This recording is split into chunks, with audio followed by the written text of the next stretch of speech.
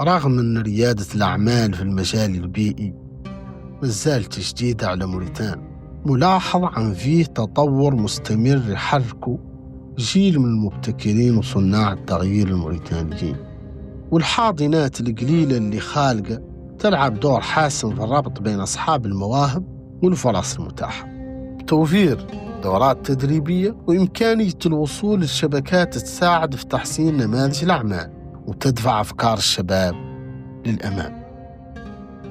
الشركات الناشئة في المجال التكنولوجي والزراعي وغيرها عادت متوفرة، يا غير فهم نقص واضح في الحاضنات ومؤسسات الدعم. أنا كأحد الفائزين بمسابقة بزنس تشالنج تلقيت تكوين كبير وراء أنه مثل قوة في مشروعي في حاضنة آيلاب. هذه الحاضنة أنا تلقيت فيها تكوين في ريادة الأعمال، في إدارة الفريق، في التسويق. التكوين اللي تلقيته في هذه الحاضنة خلاني ننجح في جانب كبير من مشروعي، وراء أن من هذا المنبر يلا تعود في حاضنة وطنية كبيرة. هذه الحاضنة تعود قوة لرواد الأعمال الشباب كامل اللي يفكروا في ريادة الأعمال، لأن من خلاله هي اللي تخليك تعرف الطريق الصحيح لمشروعك، الطريقة اللي تقدر تدير بها مشروعك، الطريقة اللي تقدر تنجح بها في جوانب مظلمة من مشروعك. هذه الحاضنة تقدر تخليك والله تقدر تبسط لك ياس من الأمور في التسويق، في الإدارة، في فهم الأوراق إلى آخر ذلك. ورانها مطلب أساسي يقد يعود مهم جدا لرواد الأعمال الشباب اللي موجودين منهم واللي يفكروا في ريادة الأعمال أيضا. قرار العودة ما كان بسيط، اللي صعب على رجاله يمشي عن منطقة مستقر فيها ماديا ويشتغل وشغلته مريحة ومعها أطفال وبرنامجه صالح، ياك يبدأ رحلة انتقال من جديد وأنك تعود البلاصة اللي تقعد فيها وبلاصة اللي يقرأ فيها ذاك كامل حد اللي يقرر أنه ينقل حياة أسرة كان ما هو إلا فرد صعب. يا غير مع الوقت حسيت إني أنا لابد لي من نرجع موريتانيا. كان عندي مخاوف اللي جاية المنطقة من مداري عنها، وحذري نسمع مولي يعني إحنا هو كمهاجرين ما يجينا من الإعلام ما يصدر الصورة الحقيقية لموريتانيا، دائما اللي يصدر لها الصورة اللي ما هي تخلع عن البلد فاسد والفساد والمحسوبية، واللي يقدر يعدلش لا حد بظهره ويقدر يعدلش لا حد كذا. ومعناها عن قرار إنه بالإضافة إنك صعب إنك تنقل حياة أسرة كاملة من منطقة لمنطقة، صعب مولي إنك تمشي وتمتن قلبك على منطقة ما تعرف تحديات طبيعته ما تعرف شنو هي. جيت هون كان بداية 2024. قلت أنا إني فترة وجيزة إني قديت نحصل من التجربة اللي لو كنت قبلت النمط الأول اللي يقبل أي مهاجر جاي راجع جديد ما هو متأكد من قرار العودة، كان له يقبل على الأقل 10 سنوات ياك يتعلم. وهون هو أنت بدأت في فكرة مشروعي اللي أطلقت. اوكي، الفكره ما كانت وليت اللحظه. كان انا دائما من تقريبا من 2018 والله 2019 انا عندي فكره عن يعود عندي مشروع اعلامي مهتمه بالاعلام. غير طبعا الفكره ما تبدا بنفس الصوره اللي تعقب تطبقها، تاخذ على مراحل، تاخذ على تحديات، كل تحدي يعدلك تعطيه شكل جديد يعني تتبلور وتعود تعاد جاهزة أنها تتوخى للواقع ولا تعود تجسدها. طبعا ما ضروري عن ذاك الشكل اللي تجسد به الواقع أنه في النهاية ولا يعود الشكل النهائي، قد لا قدر الله تفشل تعقب تتوخى في إطار آخر وهكذا. حاله نصة مع عودتي ضرك حاولت أني نبدأ بطريقة قيلانة عنها هي الأفضل. جاتني فكرة حاضنة لصناع المحتوى. لماذا حاضنة؟ نحن في مجال الإعلام البديل عندنا ياسر من الناس اللي عندهم الاستعدادية أنهم يبقوا مجال الشهرة، يبقوا غير ما ثم جهة معينة تأطر وتنظم للي يخلق. الناس اللي عندها القدرة إنها تعود هي اللي تحتضن وتأطر الناس، تخرص هذا المجال بفوقية شوي، إنه هذو فاشينيستات، إنه هذو يعدلوا لايفات، يخسروا الأخلاق، إنه تحس عن فم قطيعة بيناتهم. بينما إنه هذا حق جديد خلق صنع الواقع، وأنت لابد لك من تتعامل معه، ولا بد لك من لا بد لك من تابسوربي، ولا بد لك من تخلص مولي الطريقة اللي انت وهو تقدو تزينوا الشرك في الساحة الإعلامية بشكل عام. وفما مولي رواية عن موريتان بينها ديكولاج متين مع العالم الآخر، ذاك يعطيك ياس من الفرص اللي ما يقدر يشوفهم واحد فات سافر فات خاء. مثلا أنا لين نعود كنت في أمريكا ومستهلكة للإعلام الغربي، ونفس الوقت مستهلكة للإعلام العربي، بالتالي أنا هون عدت قال لي مستهلكة للإعلام العالمي. نشوف ياسر من التجارب الناجحة اللي لين نشوف موريتان نقول أوه يقدر يعدل حد ياسر ماشي، أوه لا تخصص مزال ما فات قام حد، أوكي let's go.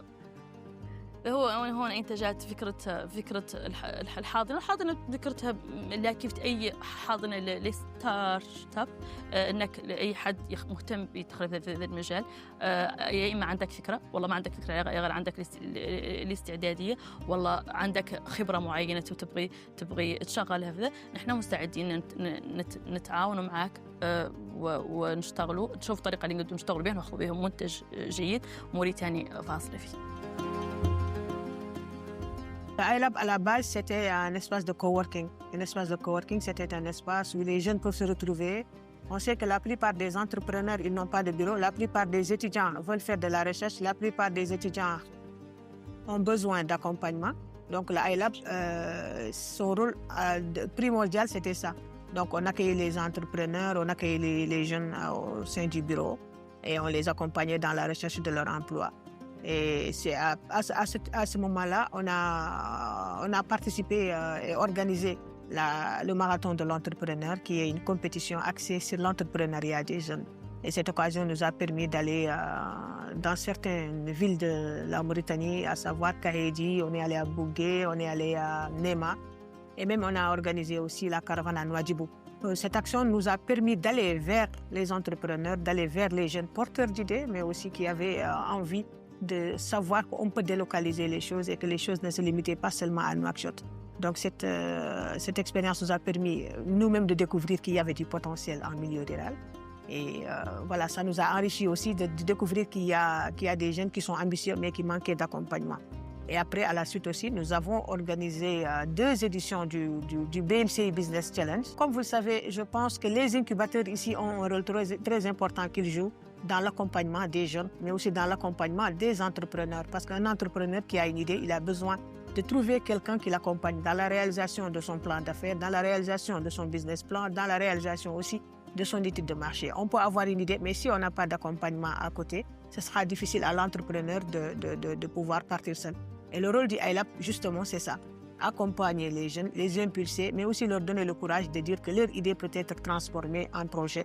Et nous, au niveau du iLab, c'est ce que nous faisons. Les recommandations que je vais peut-être ajouter, je sais qu'avec le ministère de l'autonomisation des jeunes, de l'emploi, des sports et des services civiques, ils sont en train d'abattre un très grand travail à travers l'agence Teshkril. L'agence Teshkril accompagne les jeunes, mais aussi je sais qu'il y a des incubateurs qui sont en train de mettre en place avec, au niveau local. Et j'exhorte les jeunes, et j'exhorte l'État à mettre plus l'accent sur l'accompagnement des entrepreneurs, parce qu'on sait qu'on a une jeune, à 70% de notre population est jeune. Et aujourd'hui, l'entrepreneuriat est la solution. L'entrepreneuriat peut aider les jeunes à être autonomes, à aider aussi d'autres jeunes à se financer, à aider d'autres jeunes à trouver de l'emploi, que ce soit dans le domaine de l'agriculture, dans le domaine de la pêche, dans le domaine de la communication. J'ai intégré le iLab étant étudiant. Donc, je n'avais pas du tout la notion de l'entrepreneuriat, pas du tout la notion de l'employabilité. Mais le iLab a joué un grand rôle sur moi et sur ma vie professionnelle. Aujourd'hui, avant de me lancer dans un business, je sais qu'il faut prendre en compte des risques, prendre en compte la concurrence qui est dans mon pays. Par exemple, au iLab, nous avons accompagné certains jeunes en les formant. Et ça, c'est le point essentiel des incubateurs. Car si les jeunes aujourd'hui n'ont pas accès à l'accompagnement professionnel ou une formation, ils vont se lancer n'importe comment. Des projets qui vont peut-être marcher pendant 1 mois, pendant 1 an, et sur le long terme, ils n'auront rien de bénéfique parce qu'ils n'ont pas bénéficié de conseils. Deuxième point essentiel, avec les incubateurs, chaque projet que tu comptes lancer, tu vois les risques réduits. Pourquoi? Parce que dans chaque incubateur, nous trouvons des experts du domaine. Donc, pour donner des conseils, c'est des experts. Ils vont te conseiller et il y a des risques qui t'attendent peut-être dans le futur, mais si tu as déjà des notions de ces risques, tu peux les envisager d'une manière positive. C'est-à-dire que tu te dis, oui, dans telle année, je vais rencontrer tel risque, donc je peux étudier dès maintenant dessus. Ensuite, nous avons un soutien financier et matériel. Par exemple, chez nous, au iLab, quand on travaille avec des entrepreneurs, on ne les exige pas d'aller chercher de locaux dès les premières phases. Ils vont d'abord venir chez nous, utiliser nos matériels, les ordinateurs, les souris, ils ont tout à leur disposition. Il y a notre matériel, on peut les aider aussi financièrement avec nos bailleurs de fonds. Nous avons eu le marathon de l'entrepreneur.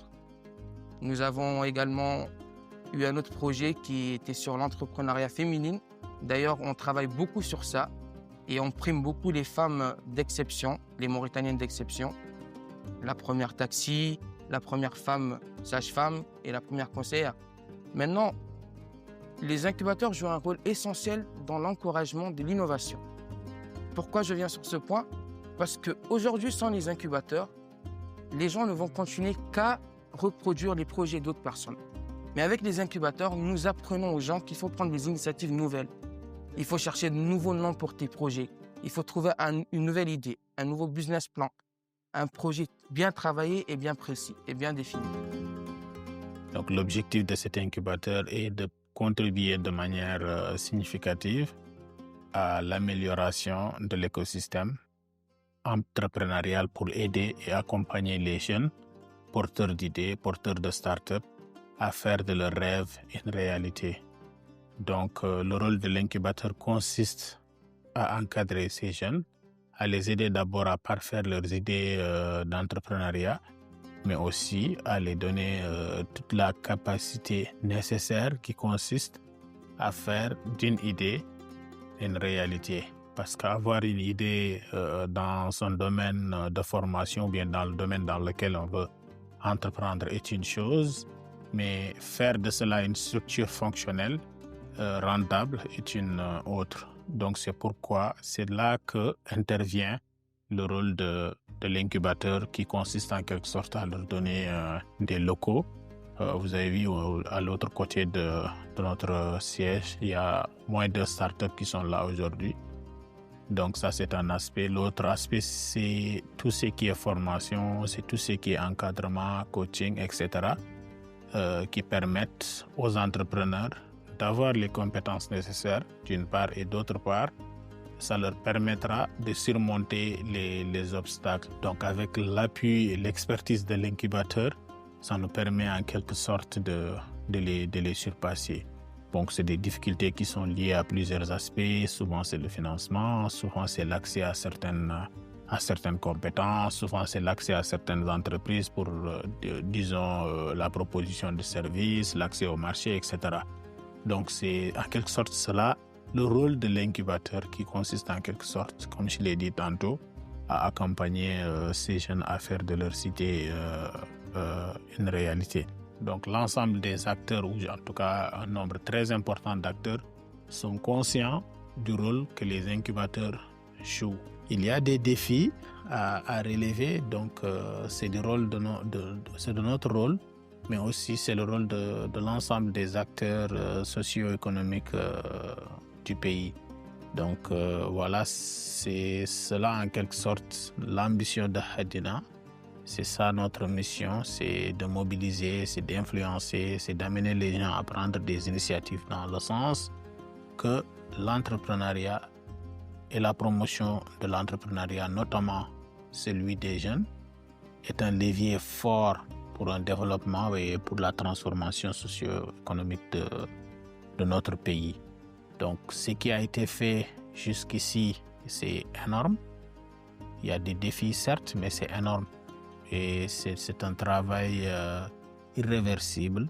C'est le fruit de plusieurs années de sacrifices, souvent même dans le bénévolat absolu. Ce qui reste à faire est encore beaucoup plus important. Mais je suis très optimiste avec le dynamisme qu'il y a pour permettre aux jeunes Mauritaniens de vraiment faire de leurs rêves une véritable réalité, à créer ici localement par rapport à ce dont on a besoin au plan des services, au plan de la production, mais aussi au plan de la transformation.